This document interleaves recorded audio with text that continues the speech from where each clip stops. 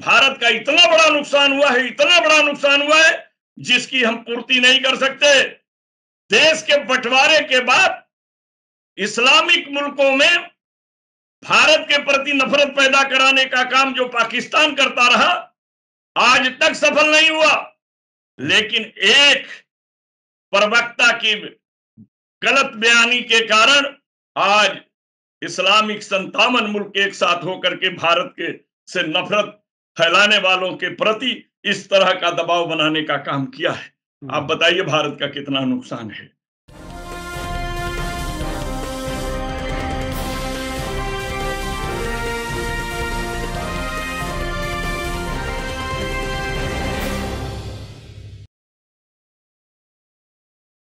Hello, नमस्कार, आदाब, सत श्री अकाल और अस्सलाम वालेकुम। मैं हूं मोहम्मद अहमद काज़मी, लेकर आया हूं आपका पसंदीदा कार्यक्रम आपके रूबरू। मीडिया स्टार वर्ल्ड लगातार आपको नुपुर शर्मा के जो वाकयात हैं, उनका जो बयान है, उस पर रिएक्शन, दुनिया भर में जो कुछ रिएक्शन हो रहा है और देश के अंदर भी क्या कुछ हो रहा है, वो सब हम आप तक पहुंचा रहे हैं। अभी जिस किस्म की ताजा खबरें आ रही हैं, नुपुर शर्मा और नवीन जिंदल हैं, उनके खिलाफ जो कार्रवाई हुई है, उसके बाद बीजेपी के अंदर भी काफी कुछ चर्चा है। ऐसा लगता है कुछ लोग नाराज हैं, कुछ लोग शायद अपने आप को हारा हुआ महसूस कर रहे हैं और एक अजीब जो दौड़ थी, जो कम्युनलिज्म को बढ़ाने की, रोजाना बयानात देने की, उस पे ऐसा लग रहा है जैसे 2-4 दिन से जरा रोक सी लग गई है। नहीं तो तकरीबन हर दिन भड़काऊ बयान आते थे।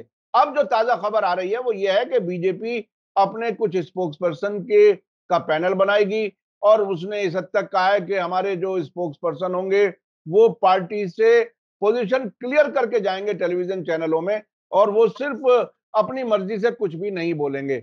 यानी ऐसा लग रहा है कि बीजेपी को कहीं एक दबाव में आकर के कुछ काम करना पड़ रहा है। एक ये सूरत है। इसके अलावा अभी जो एक ताजा बयान आया है, आज का ही है, बीजेपी के सीनियर लीडर सुब्रमण्यम स्वामी, उन्होंने कहा है कि मोदी सरकार जो है वो अरब मुल्कों के सामने झुकती है, वो इजराइल के खिलाफ वोट करती है, हमास टेररिस्ट जो इसको उन्होंने कहा है उनको सपोर्ट करती है, भारत सरकार उनको ये ऐतराज है। यानी वो ये कह रहे हैं कि आप दबाव में क्यों आ गए।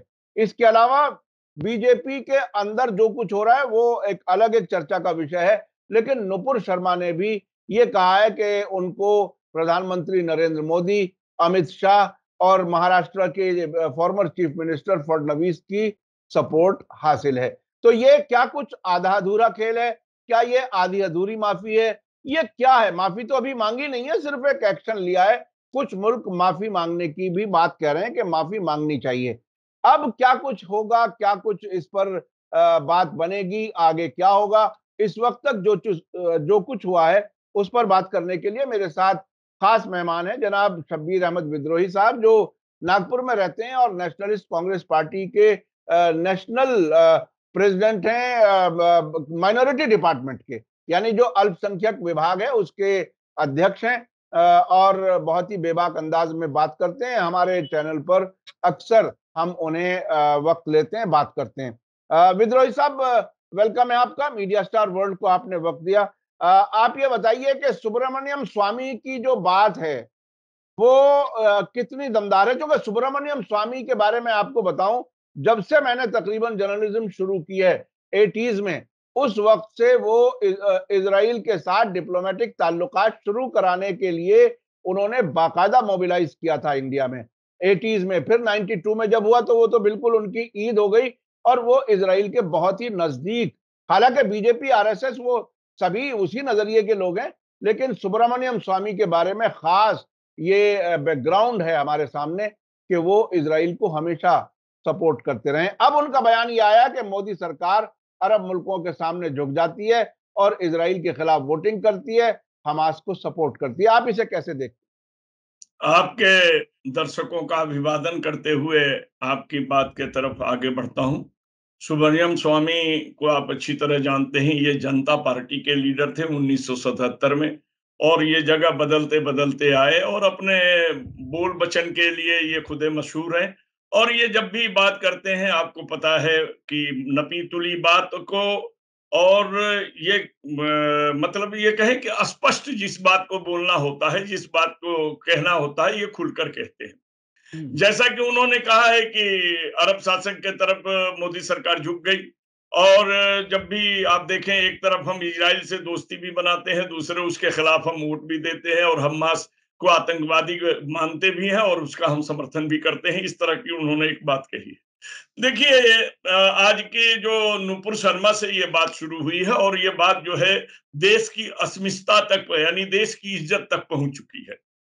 बात ये आकर के काजमी साहब खड़ी होती है कि व्यक्ति की गलती ने देश को संकट में लाकर रख दिया है। चूंकि वो व्यक्ति अपने व्यक्तित्व के आधार पर नहीं बोल रही थी, जिस पार्टी की सरकार है भारत में, उस सरकार की प्रवक्ता बनकर बोल रही थी, और प्रवक्ता बनकर बोलने के वजह से, और बोलने के बाद जब भारत के मुसलमान उसके किए गए बातों पर आपत्ति दर्ज कर रहे थे, तो ये उस वक्त इनका कोई ध्यान नहीं था। चूंकि ये बात बाद में हम करेंगे, लेकिन अभी सुब्रह्मण्यम स्वामी की जो बात है, वो बात को आपके सामने कहें। देखिए, आज एक बात आप मानकर चलिए कि हमारे देश की किरकिरी हो रही, और जो ये बात इतनी तेजी से किरकिरी करा रही है काजमी साहब, कि एक तरफ इनके ही बड़बोल थे कि विश्व में मेरा डंका बज रहा है, और ये जहां जहां जाते थे इन्हें गले लगाया जाता था। लेकिन आप सऊदियों के साथ में भी देखिए, वहां के शेखों के साथ इनके कैसे कैसे फोटो हैं, क्या है। लेकिन आज क्या है, जबकि इन्होंने कतर को अपना दूसरा घर भी बोला था, ये मेरा दूसरा घर है, उस कतर ने भारत का बड़ा अपमान किया। मोदी वोदी का कोई अपमान नहीं हुआ, भाजपा का अपमान नहीं हुआ, हमारा उपराष्ट्रपति वहां गया हुआ है, और शिष्टाचार के नाते वहां के विदेश मंत्री हो या बादशाह, इनके साथ उनका शिष्टाचार और प्रेस कॉन्फ्रेंस रखा गया था। और आप जानते हैं, एक प्रीति भोज भी दी जाती है, एक दावत भी दी जाती है। प्रेस भी कैंसिल हुआ और भोज भी कैंसिल हुआ। कारण आप कुछ भी बताइए भाई, आप किसी के दुख में रो रहे हैं कि किसी की खुशी से रो रहे हैं, ये आप रो रहे हैं, मगर आप कह दीजिए उंगली चली गई थी इसलिए आंख में पानी आ गया, ये तो आपका एक बहाना है। आपके कहने का एक रास्ता है, दोनों देश अपनी अपनी चीजों को बचाकर कहने की बात करती है। लेकिन आज झुक गए, जो शब्द उन्होंने कहा, झुक ही नहीं गए, उनके सरों में लेट गए। और लेटने की वजह इनके जो पॉलिसी दो तरह की है। एक, ये खुद उस्काते हैं, छेड़ते हैं, बरगलाते हैं, और आदमी बरगला करके सामने आ जाए तो हिंदू मुस्लिम हो जाता है, इससे उनको राजनीतिक लाभ मिल जाता है। तो जो 10 दिन खामोश रह करके ये गए, और ये मामला मुसलमान का नहीं था, ये मामला इस्लाम का था। मुसलमान और इस्लाम में फर्क है।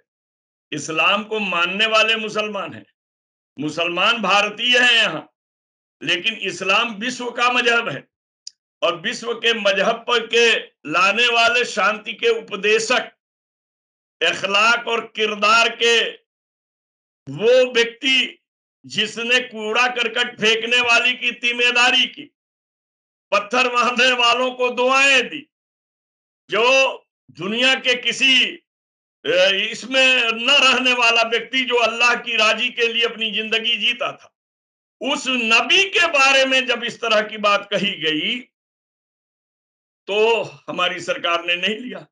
चूंकि देखिए, वो मुस्लिम राष्ट्र है, इस्लामिक मुल्क है, जो 57 है, और भारत धर्म निरपेक्ष है। पहले इस पर भी इनको विचार करना चाहिए।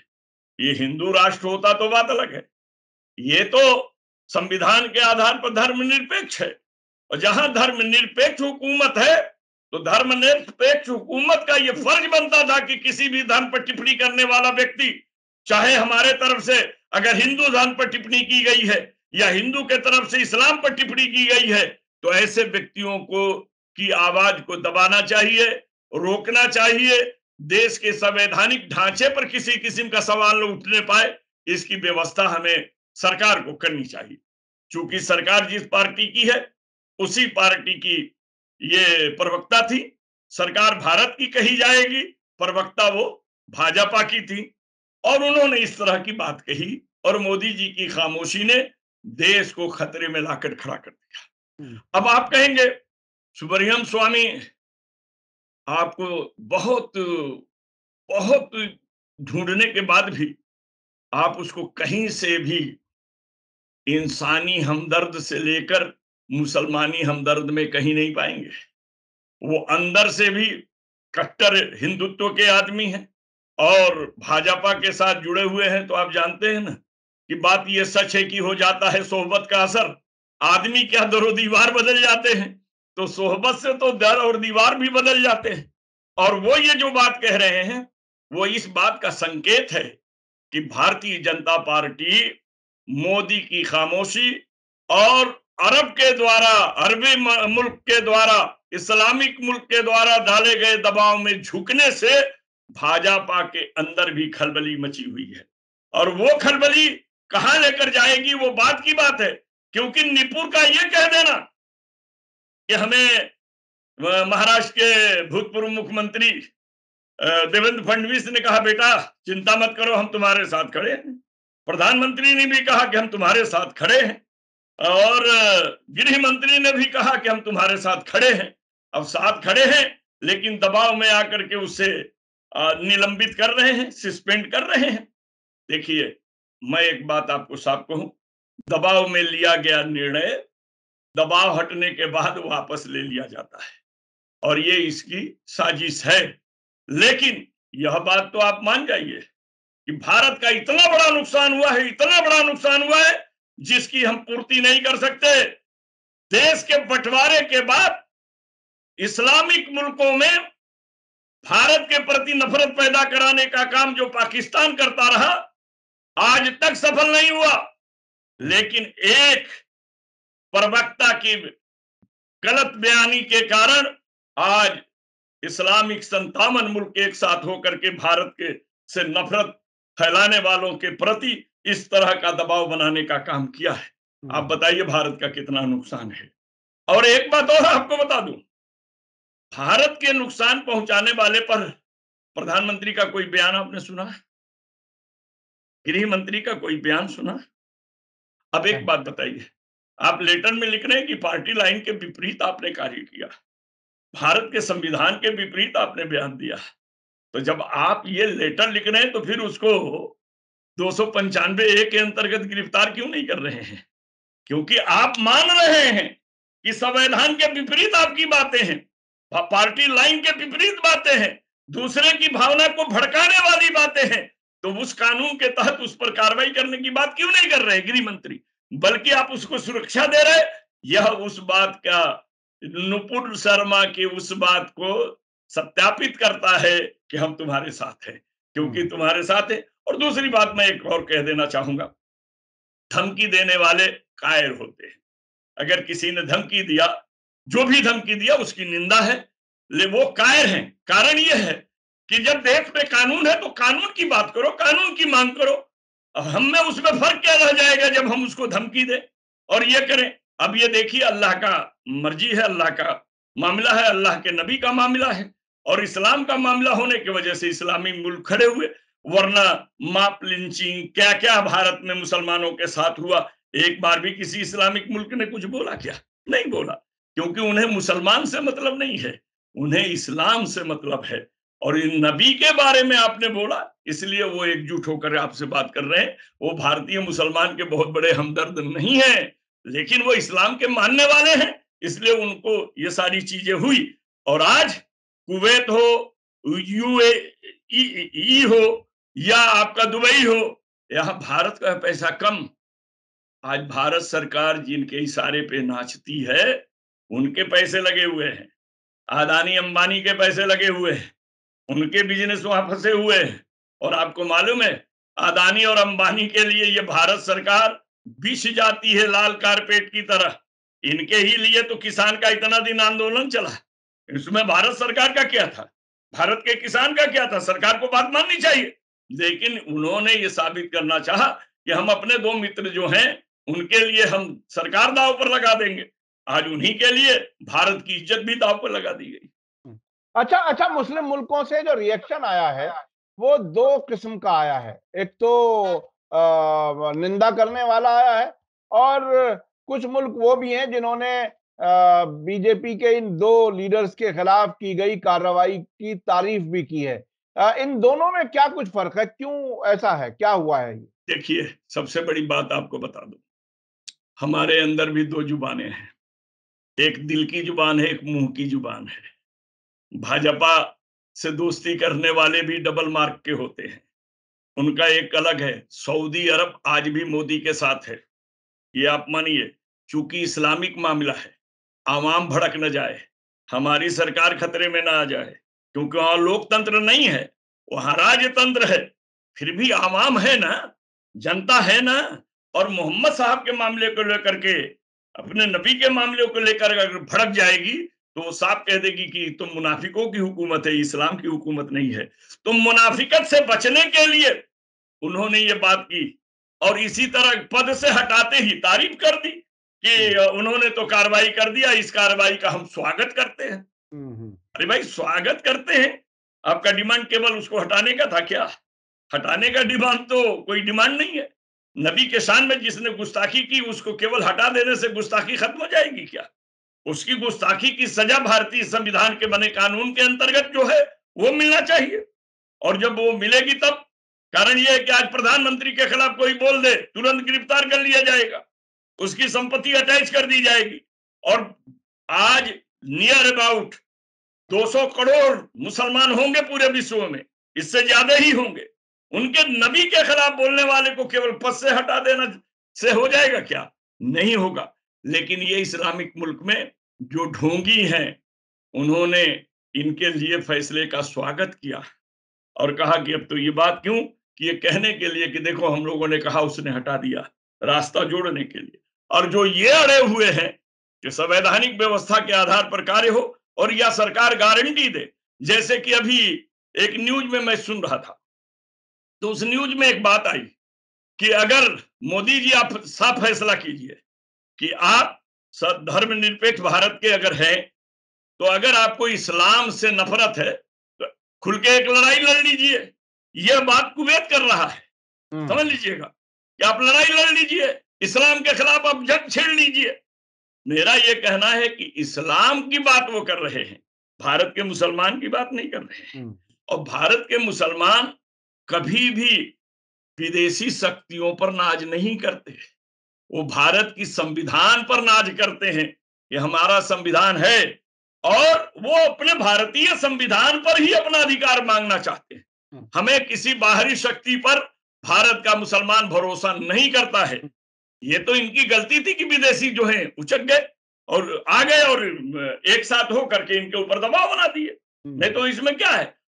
अच्छा अच्छा, विद्रोही साहब, आपने कहा कि भारत के मुसलमानों को भारत के संविधान और जो जो कानून है और धर्मनिरपेक्ष जो कानून है हमारा, उस पर नाज है। ये बात अपनी जगह बिल्कुल सही है, लेकिन हमने अभी देखा कानपुर में नुपुर शर्मा के खिलाफ, जिसके खिलाफ बीजेपी ने खुद कार्रवाई की है, कोई वजह तो है तभी तो कार्रवाई की है, उसके खिलाफ कानूनी कार्रवाई की मांग करने वालों के खिलाफ कानपुर में बाकायदा कार्रवाइयां की जा रही हैं, उन पे एनएसए और ऐसे सख्त कानून लगाए जा रहे हैं और घरों को ढहाने की बात भी की जा रही है, बुलडोजर लाने की बात भी की जा रही है।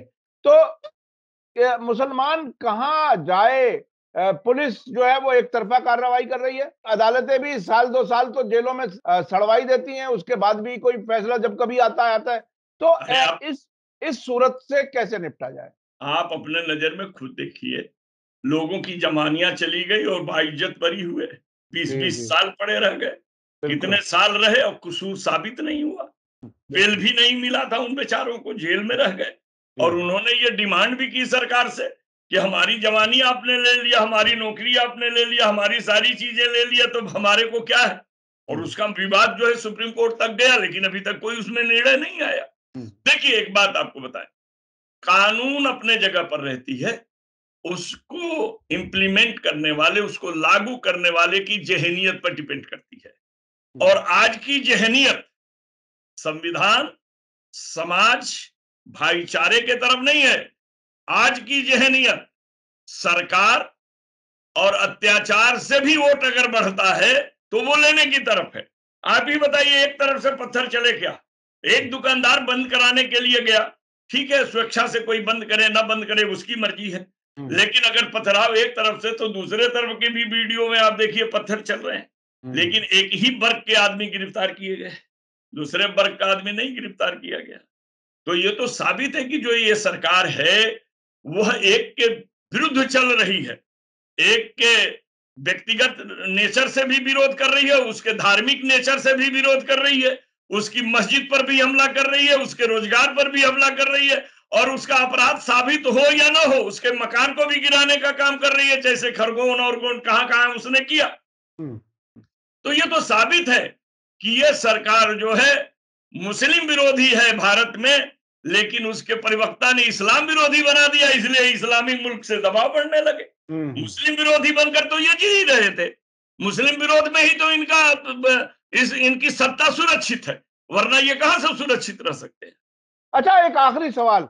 आप एक लंबे अरसे से बहरहाल मुल्क की सियासत को देख रहे हैं और आमतौर पर सरकारों से ये उम्मीद की जाती है कि वो कानून के तहत चलें और पूरे मुल्क को कानून के तहत ही अवाम को भी चलने के लिए ताकीद करें। ये ऐसा लगता है कि पहला तजर्बा है हम लोगों के सामने इस तरह से कि सरकार खुद कानून के खिलाफ काम करे और पब्लिक अपने आप को घिरा हुआ महसूस करे, पब्लिक अपने आप को बेसहारा महसूस करे कि अगर सरकार ही जिसका काम मुल्क चलाना है, मुल्क का लॉ एंड ऑर्डर मेंटेन करना है, मुल्क में भाईचारा बाकी रखना है, मुल्क में संविधान पर पूरे देश को चलाना है अमन के साथ, ये सरकारों की जिम्मेदारी होती है। अब ऐसा तजर्बा हो रहा है कि सरकार यही काम नहीं कर रही, बाकी सब अपने मर्जी के जो चाह रही है कर रही है, मुल्क को बेचने का काम हो, दूसरे काम हो। लेकिन जब अवाम पब्लिक अपनी ही सरकार से संविधान पे ना चलने की शिकायत के साथ हर तरफ से दबाव में रह रही हो, ये किस किस्म का तजर्बा है मुल्क में? काजमी साहब, ये बहुत अच्छा प्रश्न है। देखिए, एक बात आपको बता दूं, सरकार को दो तरह की बातें हैं। देश से अगर प्यार है तो वो संविधान के अनुकूल चलेगी, सत्ता से अगर प्यार है तो वोट के अनुकूल चलेगी कि हमको वोट किस आधार पर मिले। आज काम के आधार पर वोट नहीं मिल रहा है। आज जो है, आप एक बात मान लीजिए कि 2014 से जो सरकारों का निर्माण हुआ है वह सरकार केवल केवल मुस्लिम विरोध के आधार पर सरकारों का निर्माण हुआ है। मुसलमान जिस पार्टी के तरफ जा रहे थे उसके खिलाफ दूसरी पार्टियों के बीच एक वर्ग जाने लगा था, वर्ग का नाम लेना ठीक नहीं है। अब सवाल ये उठता है कि आज की सरकार जो भी है वह देश से भी प्यार नहीं कर रही है, न देश की जनता से प्यार कर रही है, वो केवल अपने वोट से प्यार कर रही है। अब आप कहेंगे इसमें कि देश की जनता ही तो वोटर है। देश की जनता वोटर है, लेकिन उसके दिमाग में क्या भर रहे हैं? आप जानते हैं ना कि उन्माद जब भर जाता है तो कोई चीज सामने नहीं रहती है। आज भारत की प्रतिष्ठा से हमारी हो, भारत के विकास से हमको हो, तो हम भारत के संविधान की बात करें। आज सरकार संविधान को खुद रौंद रही है। आज जो नारा दिए थे कि सौगंध में, यानी इस मिट्टी की खाते हैं, देश नहीं बिकने देंगे, क्या बचा है? सब तो बेच दिए। देश नहीं झुकने देंगे, आज देश भी झुक गया। गलती एक व्यक्ति ने किया, पूरे देश से माफी मांगने की बात कही जा रही है। तो सवाल ये उठता है कि कथनी और करनी में अंतर है, और यह आदमी झूठ बोलने का बादशाह है, और ये बहुत ज्यादा झूठ बोलता है, और झूठ को इतना सजा कर बोलता है कि सामने वाले के दिमाग में भरोसा करने के अलावा दूसरा, जिनको अंधभक्त आप कहते हैं, वो इससे भरोसा से बाहर नहीं जाते हैं। और ये सरकार केवल मत बचाने के चक्कर में है, न देश बचाने के चक्कर में है, न देश का संविधान बचाने के चक्कर में है, और न देश के लोगों को रोजगार देने या रोजगार बचाने के चक्कर में है। ये तो किसी तरह से हम जब सत्ता में बैठ गए हैं तो हम हटने न पाए, इसके लिए इन केन प्रकेन सारी चीजें कर रही है। और इसको कमजोर नस्ल धर्म का मिल चुका है, वो धर्म के अफीम के जरिए जनता को नशे में रख करके सत्ता का सुख भोगने के तैयारी पर है। आज मैं एक बात साफ कहूंगा कि जिस दिन देश के नागरिक संविधान, रोजगार और अपना कार्य, अपना अधिकार पहचान जाएंगे, उस वक्त से धार्मिक उन्माद की कोई भी सरकारों का निर्माण भारत में नहीं हो पाएगा। जी जी, बहुत बहुत शुक्रिया शब्बीर अहमद विद्रोही साहब। मैं अपने दर्शकों से एक बात बताऊं कि ये जो अभी विद्रोही साहब ने नशे की बात कही और अंधभक्ति की बात कही, वो जब तक ये रहेगी तब तक सही सरकार नहीं बनेगी। ये बात एक अच्छे नतीजे के तौर पर आपने बात कही, लेकिन मैं याद दिला दूं कि अंधभक्ति की इंतहा, ब्रेन वॉश की इंतहा तो ये हो गई कि अगर किसी अच्छे खासे ठीक ठाक नॉर्मल इंसान को इस हद तक पहुंचा दिया जाए कि वो गोबर खाने लगे या पेशाब पीने लगे, तो मैं समझता हूं इससे घटिया हालत इंसान की नहीं हो सकती। अब दिमाग को इतना खराब कर दिया जाए कि साइंटिफिक सोच खत्म हो जाए और गोबर खाने और पेशाब पीने तक के लिए तैयार कर दिया जाए, तो ये अंधभक्ति की इंतहा है, अंधभक्ति की। इसमें देश का कितना नुकसान हो रहा है वो अब नुपुर शर्मा के बयान से सामने नजर आ रहा है कि आखिर हम जा रहे हैं तो कहां जा रहे हैं, हमारी देश विदेश में कोई इज्जत बाकी बची है या नहीं बची है, आखिर हमें किस नजर से देखा जा रहा है। भारत का सामान बाजारों से हटाया जा रहा है। मिडिल ईस्ट से बहुत ऐसी तस्वीरें आ रही हैं, आप लोग भी देख रहे होंगे। काजमी साहब, इसमें एक बात बड़ी अच्छी आती, जिस तरह आपने समझाया है।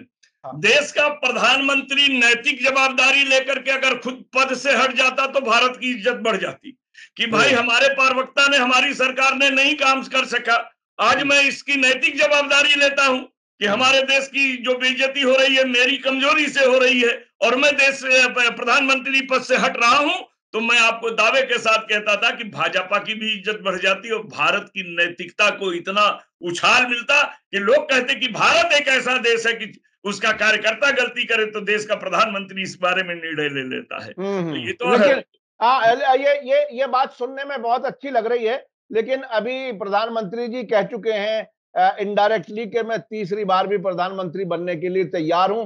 तो ऐसी हालत में जो 8 साल में देश को मैंने कोई किसी तरह से शर्मिंदा नहीं किया, ये बात भी अभी कुछ दिन पहले उन्होंने कही। इतना सब कुछ होने के बावजूद लोगों को तकलीफें भुलाने के लिए बयान दे करके किसी का पेट तो नहीं भरा जा सकता, कोई रोजगार तो हासिल नहीं कर सकता, पेट्रोल तो 50 रुपए लीटर नहीं हो सकता, ये सारी चीजें तो नहीं हो सकती। देश की इज्जत बढ़ाने की बात वो कर रहे हैं।